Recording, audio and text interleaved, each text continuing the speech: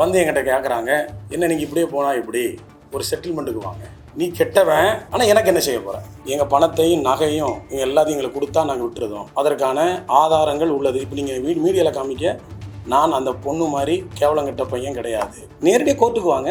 நான் கெட்டவன் சொல்கிறேன்ல, என் கூட வாழ ஒரு 10 வருஷம் பிரிஞ்சுக்கப்புறம் என்ன.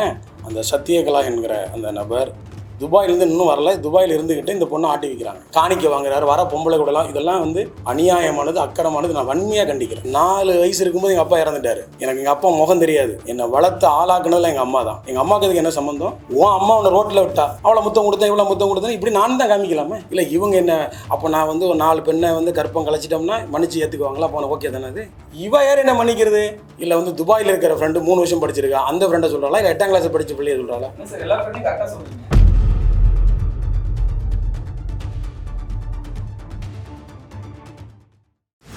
லிடியா என்கிற என்னுடைய மகள் ஒரு பெரிய செய்தி, பரபரப்பான ஒரு புகாரை கொடுத்திருந்தார்கள். அதை நான் வன்மையாக நான் மறுக்கிறேன். 2014ஆம் ஆண்டிலே என்னை விட்டு அவர்கள் குடும்பமாய் பிரிந்து விட்டார்கள். அவர்களுக்கும் எனக்கு எந்த சம்மந்தம் இல்லை. வந்து என்கிட்ட கேட்குறாங்க, என்ன நீங்கள் இப்படியே போனால் இப்படி ஒரு செட்டில்மெண்ட்டுக்கு வாங்க. மறுபடியும் அதே 10 ஆண்டு கழிந்து வந்து அவங்க என்ன டிமாண்ட் பண்ணுறாங்க, நீ கெட்டவன், ஆனால் எனக்கு என்ன செய்ய போகிறேன். நிறைய பேரை ஏமாத்திட்டு வந்துட்டு இருக்காரு. அவர் நிறைய பெண்களோட கள்ள தொடர்பு வச்சுட்டு இருந்திருக்காரு. மகளிர் ஆணையத்திலையும் வரும்போது அதை தான் சொல்கிறாங்க. மகளிர் ஆணையத்தில் கம்ப்ளைண்ட் கொடுக்குறாங்க. இவர் வந்து நிறைய பெண்களோட தொடர்பு பார்க்காங்கன்னு ஃபோட்டோலாம் காமிச்சிட்டு மகளிர் ஆணையம் அவங்கள சொல்கிறாங்க, ஏம்மா இது வந்து இந்த கம்ப்ளைண்ட் வந்து நீ கொடுக்கக்கூடாது, பாதிக்கப்பட்டவங்க யாராவது சொல்லணும்ல, நீ சொல்கிற, நான் கூட சொல்லுவோம்ல, இதை நீ சட்ட ரீதியாக அணுகிக்கோமா அப்படின்னு சொல்லும்போது மகளிர் ஆணையத்தில் அவங்களுடைய எந்த விதமான மகளிர் ஆணையருடைய பேச்சை ஏற்றுக்கொள்ளாமல் ஆணையத்து முன்பாகவே வைத்து, நீ ஆம்பளையா, உன்னை கேவலப்படுத்துவேன், உன்னை நான் வந்து அசிங்கப்படுத்துவேன், நீ எப்படி இருப்ப, உன் பணம் வேண்டாம், எனக்கு ஒன்றும் வேண்டாம், நான் என்ன செய்வேன் பாருன்னு சவால் விட்டது அங்கேயே தெரியும். அப்போ அவங்க பண்ணுற டிமாண்டு, எங்கள் பணத்தையும் நகையும் எங்கள் எல்லாத்தையும் எங்களுக்கு கொடுத்தா நாங்கள் விட்டுருதோம், அதற்கான ஆதாரங்கள் உள்ளது. இப்போ நீங்கள் மீடியாவில் காமிக்க நான் அந்த பொண்ணு மாதிரி கேவலம் கெட்ட பையன் கிடையாது. சட்ட ரீதியாக உங்கள் அம்மா வர சொல்லு, நீ இன்னைக்கு பணம் வாங்கிட்டு ஓடிடுவேன், நாளைக்கு உங்கள் அம்மா வந்து ஏன்ட்ட பணம் எனக்கு தான் கேட்டு நினச்சிவேன். நேரடியாக கோர்ட்டுக்கு வாங்க. நான் கெட்டவன் சொல்கிறேன்ல, என் கூட வாழ ஒரு 10 வருஷம் பிரிஞ்சுக்கப்புறம் என்ன. நீதிமன்றத்தில் வழக்கு நடத்துறதுக்கு எந்த விதமான அவங்களுக்கு தார்மீக உரிமை இல்லை என்பதை அறிந்து கொண்டு அந்த சத்யகலா என்கிற அந்த நபர் துபாயிலேருந்து இன்னும் வரல, துபாயில் இருந்துக்கிட்டு இந்த பொண்ணை ஆட்டி வைக்கிறாங்க. அவர் வந்து ஒரு கிறிஸ்டின், அவர் கன்வெர்ட் ஆன கிறிஸ்டின். ஸோ நான் வந்து பாஸ்டர் அப்படின்னு சொல்லிட்டு நான் ப்ரீச் பண்ண போகிறேன், போதிக்க போகிறேன்னு சொல்லி போன இடத்துல ஒரு பாஸ்டர் லேடியை கல்யாணம் பண்ணி அவங்க கூட சிங்கப்பூருக்கே ஓடிட்டாரு. நான் ஒரு மத போதகர், நான் சர்ச்சை வச்சிருக்கிறேன்னு சொன்னோடனே அன்பு இந்து சகோதரர்கள்லாம் என் மேலே தப்பாக நினச்சிக்கிட்டீங்க. நான் சர்ச்சை வச்சிருக்கிற மாதிரியும் நான் ஒரு சபை நடத்துகிறேன், போலி போதகர். ஐயோ, நான் கிறிஸ்தவ மதத்தை நம்புகிறவன், நான் எல்லா சபைக்கும் போய் பிரசங்கம் பண்ணுவேன், எனக்கு சபையே கிடையாது. நான் 1000 விசுவாசிகள் வச்சிருக்கிறாருமோ, காணிக்க வாங்குறாரு, வர பொம்பளை கூடலாம். இதெல்லாம் வந்து அநியாயமானது, அக்கறமானது. நான் வன்மையாக கண்டிக்கிறேன். கூடவே பாஸ்டர்னு சொல்லி ரிலீஜன் எல்லாம் நிறைய பேரை ஏமாத்திட்டு வந்துட்டு இருக்காரு. இந்த சர்ச்சில் நான் பாஸ்டர் சொல்லுங்க, இல்லை என் சர்ச்சுக்கு ஏதாவது பேர் இருக்குதா, இல்லை என்ன யாராவது என் விசுவாசி நீங்கள் சொல்கிற மாதிரி ஒவ்வொரு ஞாயிற்றுக்கிழமையும் நான் ஒரு இடத்துல கூடி நான் ஆராதனை நடத்தி மக்களை சேர்க்குறேன்னா இது இல்லை. ஆமாம், போதகம். நான் கிறிஸ்தவ மதத்தை நான் நம்புறதுனால நான் ஒவ்வொரு சபைக்கு போய் பிரசங்கம் பண்ணுறேன், போதகம் பண்ணுறேன், நான் அழைச்சா போய் பேசுவேன். அந்த பொண்ணு சொன்னது உண்மைன்னா நான் ஏற்றுக்கிறேன். திட்டமிடப்பட்டு இதை வேற என்ன யாரோ சூழ்ச்சி பண்ணுறாங்க, என்னென்னா இப்படிலாம் போட்டால் தான் ட்ரெண்ட் ஆகும், ஒரு மத போதனம் போட்டால் தான் எவனுமே எதுவும் கண்டுக்க மாட்டான், எனக்கு அண்ணா நகரை சேர்ந்தேன்னு போட்டிருக்கு. நான் அண்ணா நகரே கிடையாது. மகளிர் ஆணையத்தில் இந்த அலுவலக அட்ரஸுக்கு சம்மன் அனுப்ப தெரிஞ்ச அந்த சானி லிடியா கிரேஸுக்கு அண்ணா நகர்னு ஏன் கொடுத்தாங்க? அப்போ அவங்களுக்கு என்ன தெரியுது, இந்த அட்ரஸ் கொடுத்து அங்கே வருவாங்க, அங்கே விசாரித்தா எதுவுமே இருக்காது, சபைன்னு ஒன்று இருக்காது. திருநெல்வேலி அட்ரஸ் நல்லா தெரியும், ஏன் அதை கொடுக்கல? அங்கே கொடுத்து பார்த்தா ஆஃபீஸ் தான் இருக்கும், அங்கே சர்ச்சு ஒன்று இருக்காது. நான் சொன்னது பொய்யாயிரும்னு தெரிஞ்சதுனால 19 அண்ணா நகர்னு போட்டாங்க. எனக்கு அண்ணா நகருக்கு எனக்கு சம்மந்தமே கிடையாது. அண்ணா நகரில் அந்த அம்மா வீடு இருக்குது, அவங்க பெரியம்மா ஒன்று அங்கே இருக்குது. எனக்கு எப்படி எடுத்துக்கிறது எனக்கு புரியலையே, வருத்தமாக இருக்குது. நீ உண்மையை சொல்லுங்கள், உண்மையை சொல்லுங்கள், நியாயமாக நீங்கள் கோர்ட்டுக்கு வாங்க, நீதிமன்றம் ஏடிச்சிட்டு போய் கொடுங்க. அவர் அதுதான் கேட்குறாரு. நானும் கொடுத்துருக்கேன் கம்ப்ளைண்ட். இதுக்கு நான் கண்டிப்பாக நான் இதுக்கு வளர்க்கு தொடர்ந்தே ஆவேன். கடவுள் சொல்கிறாரு அப்படின்னு சொல்லிட்டு அவரும் சரி, அவர் அம்மாவும் சரி, அவங்க அம்மாவும் அப்படிப்பட்ட கேரக்டர் தான். என்ன பண்ணுவாங்கன்னா ஒரு ஒரு பொண்ணை வந்து இவருக்கு பிடிச்சிருச்சுன்னா அந்த பொண்ணுக்கிட்ட பொய்யா சொல்லி எனக்கு வாழ்க்கையில் எந்த ஒரு லவ்வுமே கிடைக்கல, எனக்கு கல்யாணமே ஆகலை, எனக்கு பொண்ணே இல்லை அப்படின்னு சொல்லி அந்த பொண்ணை ஏமாற்றுவாங்க. ஏமாற்றி கடவுள் வந்து கனவுல வந்து சொன்னார், இந்த மாதிரி உன்னை கல்யாணம் பண்ணால் வாழ்க்கை ரொம்ப நல்லா இருக்கும் அப்படின்னு சொல்லிட்டு சொல்லுவார். அப்படி தான் இந்த பொண்ணையும் ஏமாற்றிருக்காங்க. அந்த பொண்ணு என்னோட ஃப்ரெண்டு தான். இன்னும் தெரியுமாங்க, 4 வயசு இருக்கும்போது எங்கள் அப்பா இறந்துட்டாரு. எனக்கு எங்கள் அப்பா முகம் தெரியாது. என்னை வளர்த்து ஆளாக்குனதில் எங்கள் அம்மா தான். எங்கள் அம்மாவுக்கு அதுக்கு என்ன சம்மந்தம்? எங்கள் அம்மா எந்த தாயாவது காமிச்சு ஒருத்தன் பொறுத்துட்டு இருப்பானாங்க? எனக்குலாம் அவ்வளோ வேதனை. உன் அம்மா உன்னை ரோட்டில் விட்டா எனக்கு எங்கள் அம்மா வந்து என்னை வயிற்ற கட்டி வாங்கிட்டு ஒரு கடினமான ஒரு குக்கிராமத்திலிருந்து இன்றைக்கி சுப்ரீம் கோர்ட்டில் நான் ஒரு பாரில் போன வருஷம் என்னுடைய சீனியர் மூலிமா டெம்பரவரி அதாவது சுப்ரீம் கோர்ட்டில் முதல்ல அட்வொகேட்டாக சேர்ந்துருக்கிறேன். இனிமேல் நான் வந்து அந்த எக்ஸாம் எழுதி பெர்மனெண்ட்டாக சீனியர் அட்வொகேட்டாக மாறணும். அப்போ கொஞ்சம் கொஞ்சமாக நான் படிப்படியாக உயர்ந்த என்னுடைய இமேஜை இந்த பொண்ணு ஒரே நாளில் கெடுத்துட்டேன். அப்புறம் பார்த்தீங்கன்னா அவங்களுக்கு 2 காரியம் தான். சர்வதேச உரிமை கழகம் விசல்லாஜாம்பருடைய ஃபோட்டோவை காமிக்கிறாங்க. அமைப்புக்கும் குடும்பத்துக்கும் என்ன சம்பந்தம்? என் தனிப்பட்ட விளக்கை, என் தனிப்பட்ட பிரச்சனையை நீ தனிப்பட்ட முறையில் நீ உண்மையாக போய் நீதிமன்றத்தை அணுகியிருந்தால் அது கரெக்டு. நான் நீதிமன்றத்துக்கு போனேன், நீதிமன்றத்தை என்னை ஏற்றுக்கல, தள்ளுபடி பண்ணாங்கன்னு சொன்னால் ரைட்டு. நீதிமன்றத்தில் வழக்கு இருக்குது, அந்த வழக்கை நடத்துவதற்கு திராணியும் தகுதியும் இல்லாத அந்த அம்மா சும்மா போய் அவரை வச்சுருக்கேன் இவரோட வச்சுருக்கிறேன்னு நான் கூட ஃபோட்டோ காமிப்பேன். கேர்ள் ஃப்ரெண்டு இருந்திருப்பாங்க, எல்லாருமே கேர்ள் ஃப்ரெண்ட் இருக்கும். அவ்வளோ முத்தம் கொடுத்தேன், இவ்வளோ முத்தம் கொடுத்தேன், இப்படி நான் தான் காமிக்கலாமே.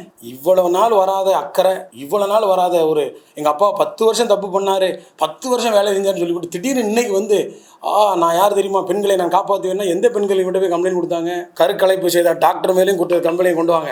எந்த பெண்ணெல்லாம் தெரியாமல் கருக்கலைச்சதோ அந்த பெண்ணையும் கூட்டிகிட்டு வரணும்ல. வந்து எல்லோருமே இந்த வழக்கை சந்திப்போம். பெண்களுக்கு வந்து பயம், வெளில வந்து ஃபேஸ் பண்ணுறதுக்கான பயம் வந்து இருக்கிறதுனால அவங்க வந்து யாருமே வந்து கம்ப்ளைண்ட் கொடுக்க வரல.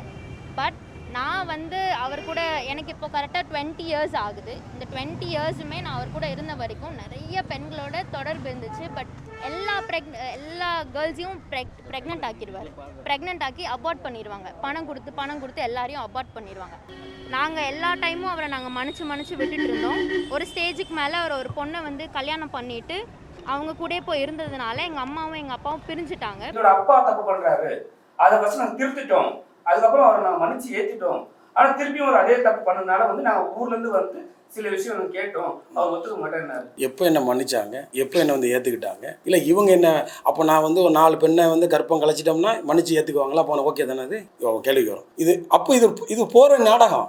இவ யார் என்ன மன்னிக்கிறது? பாஸ்போர்ட்டை முடக்கினா தான் இந்த பிள்ளையோட விவரம் தெரியும். எங்களோட விஸ்டலாஜாம்பர் பேரை கெடுக்கணும், முக்கியமாக என் பேரை கெடுக்கணும். அது நடக்கவே நடக்காது. நாங்கள் உண்மையாக கடினமாக உழைச்சி வந்தது. எவன்ட்டையும் ஆட்டையை போட்டோம், நிறைய சொல்லுவாங்க ஆட்டையை போட்டாங்க அங்கே, அதெல்லாம் கிடையவே கிடையாது. அதை வந்து இந்த மாநாட்டை கெடுக்கணுங்கிற முழு திட்டம் தான். என் பேரை கெடுக்கணும் தான். அவன் இங்கே சவால் விட்டு ஆடிய கூட இருக்கு, அவன் பேரை கெடுக்காம விட மாட்டேன்னு. அப்படின்னா இந்த பொண்ணு வந்து திருத்ததுக்கு வந்திருக்கா, பேரை கெடுக்கிறதுக்கு வந்திருக்கா? பாதுகாப்பாக வந்து சொல்றாங்க உங்ககிட்ட. ஆனா உங்க ஆர்கனைசேஷன் வந்து 20,000 பேர் இருக்காங்க, 20,000 பேர் இருக்காங்கல்ல, எப்படி பார்த்தாலும் ஒரு 10,000 பெண்கள் இருப்பாங்க. அவங்க வந்து இந்த விஷயத்தை கேள்விப்பட்டோன்னா என்ன ரியாக்ட் பண்ணாங்க? எங்கள் தலைவரை நான் நம்புகிறோம், இது வரைக்கும் பயணித்தவர் எங்கள் கூட இருந்த வரைக்கும் நான் கேட்க வேண்டாம், நீங்களே போய் கேளுங்க. ஏன்னா நான் கேட்டால் கூட சொல்லி வச்சோம், யார்கிட்ட வேணாலும் நீங்கள் போய் கேளுங்க இவருடைய கேரக்டர் எப்படின்னு. என்னோட சீனியர் செகண்டரி எல்லாமே நான் எங்கள் அப்பா கூட தான் போய் படித்தேன். அங்கே போனப்போ அவர்கிட்ட ஒரு கேஸ் கொடுக்க ஒரு ஃபேமிலி வந்தாங்க. அந்த ஃபேமிலியில் உள்ள ஒரு பொண்ணு, அந்த பொண்ணு என்னோடய ஃப்ரெண்டு. அந்த பொண்ணுக்கு வெறும் 24 வயசு தான் ஆகுது. அந்த பொண்ணை கல்யாணம் பண்ணி ஒரு குழந்தையே பெற்றுட்டாரு. நல்ல கேள்வி. அவளுக்கு வந்து 11, 12ஆம் கிளாஸ் வரைக்கும் என் கூட இருந்தா. எந்த ஃப்ரெண்டு? 11th ஸ்டாண்டர்ட் ஃப்ரெண்டை சொல்கிறாளா, இல்லை வந்து துபாயில் இருக்கிற ஃப்ரெண்டு 3 வருஷம் படிச்சிருக்கா அந்த ஃப்ரெண்டை சொல்கிறாளா, இல்லை 8ஆம் கிளாஸ் படித்த பிள்ளையை சொல்கிறாளா? இல்லை கரெக்டு கிடையாது. அவளுக்கு ஃப்ரெண்டு இருக்கும்ல, 11th 12ங்கிறாங்க. அவங்க என் கூட இருந்தாங்க. எந்த ஃப்ரெண்டு? முழுக்க போய் தோழியை வந்து ஒன்றா. அவள் தோழி எங்கே இருக்கா? இவ கூட்டு வந்த மாதிரி. இவன் இருந்ததே 1.5 வருஷம் என் கூடவே இருந்து என்கிட்டவே பலகாரங்கள்லாம் எடுத்துக்கிட்டு யாரை இவங்களை இப்போ கேவலப்படுத்தலாம்னு நினைக்கிறது. தோழி ஏமாத்திட்டேன், இப்போ தோழி ஏமாத்தினா தோழி வந்து கம்ப்ளைண்ட் கொடுக்கட்டுமே. அவங்க வந்து சொன்னாங்க, ஒரு பைக்கு பேட்டி கொடுத்தாங்க, இந்த மாதிரி எங்கள் அப்பா ரொம்ப கெட்டவன். அதுக்கப்புறம் நீங்கள் ஒரு விஷயம் சொல்லியிருந்தீங்க, 25 லட்ச ரூபாய் கேட்டு. உண்மைதான். அதை பற்றி 25 லட்ச ரூபாய் கேட்டது உண்மை. அவங்க வந்து நகை போட்டோம். இப்போ புதுசாக ஒரு கதை சொல்கிறாங்க, நாங்கள் வந்து 150 பவுன் நகை போட்டோம்னு. அப்படிலாம் ஒன்றும் போடலை. இது திருமணம், காதல் திருமணம். என் கூட ஓடி தான் வந்து கல்யாணம் பண்ணாங்க. நாங்கள் பார்த்து நல்லா தான் வச்சுருந்தோம். அவங்க அந்த மாதிரி நகைலாம் போடலை. அந்த நகையை திருப்பி கொடு, சொத்தை திருப்பி கொடுன்னு கேட்குறாங்க. சொத்து என் பேரில் கிடையாது. அவங்களுடைய அப்பா வந்து பெரிய பணக்காரர், நல்ல மனிதர், காரைக்காலில் இருக்கிற, இறந்துட்டார். அவர் இருந்திருந்தால் அந்த அளவுக்கு விட்டுருக்க மாட்டாங்க. அவர் ஒரு தங்கமான மனுஷன். காரைக்காலில் ஒரு சொத்து இருக்கிறது, அது அவள் பேரில் தான் இருக்குது, என் பேரில் கிடையாது. ஒரு பெரிய ஒரு பொட்டிக் ஷாப் ஆரம்பித்தாங்க. அதையும் அவங்க அப்பா பணம் கொடுத்து அவள் பேரில் தான் ஆரம்பிச்சது, அவங்க தான் நடத்துனாங்க. அவங்க இப்போ என்ன சொல்ல வராங்க, நீ எல்லாத்தையும் பொம்பளைக்கு செலவச்சுட்டாங்கிறாங்க. எனக்கு அது என்னன்னே தெரியல. உன் கூட இருக்கும்போது பல பெண்களோட தொடர்புன்னு சொன்னேன்ல, உன்னை விட்டு தனியாக போயிட்டேன்ல, அப்போ நிறைய பெண்களோட தொடர்பு இருக்கா? அப்படி தானே கேள்வி வரும். உன் கூட இருக்கும்போது நீ பல பெண்கள் தொடர்புங்கிற, தனியாக போனவருக்கும் தொடர்பு இருக்குன்னு நீ சொல்ல முடியாதுல்ல. அது அது அது அவங்களுக்கு பெரிய அவங்களோட சார் உண்மையாக சொல்கிறேன், இது வந்து நான் அவங்களுடைய பழிவாங்க நோக்கம் தான் இது. சரி, இப்போ லாஸ்ட்டாக வந்து அவங்க வந்து போலீஸில் கம்ப்ளைண்ட் பண்ணிட்டாங்க. போலீஸ்லேருந்து உங்களுக்கு ஏதாவது வந்து போலீஸ் நாங்களும் கம்ப்ளைண்ட் கொடுத்தோம். நான் நேற்று ஏடிஜி சர்வே பார்த்தேன். அவர் கேட்டார், அந்த கேஸுன்னு 2 கேஸையும் திருநெல்வேலிக்கு மாற்றிட்டாங்க. திருநெல்வேலி தான் நாங்கள் ஆமாம் அங்கே போடுங்க, அங்கே விசாரணை நடத்துன்ட்டாங்க. 2 கேஸும் திருநெல்வேலிக்கு போயிருக்கு. நான் கொடுத்த கம்ப்ளைண்ட், அவங்க கொடுத்த கம்ப்ளைண்ட். உண்மையில் சொன்னால் நான் வந்து டிவிக்காக பேச நினைப்பாங்க. உண்மையில் கொலை மிரட்டல் இருக்கிறது. அதை நான் சொல்ல விரும்பலை. அது போலீஸ் டிபார்ட்மெண்ட்டுக்கும் தெரியும். ஏன்னா அவங்களுடைய பேக்ரவுண்டு எனக்கு தெரியும். யாருக்கு சார் கொலை மிரட்டல்? எனக்கு தான், வேற என்ன அவங்க சைடுல கேட்டா வேண்டாம். நான் வந்து சொல்லக்கூடாது. அப்படி சொன்னால் நான் ஏன் குற்றப்படுத்தணும்? வரட்டும். நான் என்ன சொல்கிறேன், எதுவுமே அது வந்து பப்ளிசிட்டி பண்ணி பெரிய ஆளாக நேரையாக விசாரணையில் வெளியே வரும்ல. ஆனால் யார் போய் சொன்னால் உண்மை தான் தெரிஞ்சிடும்ல. இவ்வளோ மன்னிச்சு ஏற்றுக்கிறவங்க, இவ்வளவு சொல்கிறவங்க அந்த நீதிமன்றத்தில் இருக்கிற வழக்கில் போய் ஆஜரானா என்ன? அங்கே நீதிபதிட்டு எடுத்து சொல்லலாம்ல. நான் கொடுத்த கம்ப்ளைண்ட்டு இதுதான், அந்த பொண்ணுடைய ஃபோட்டோ. இதுதான் அவங்க துபாயில் இருக்கிறவங்க.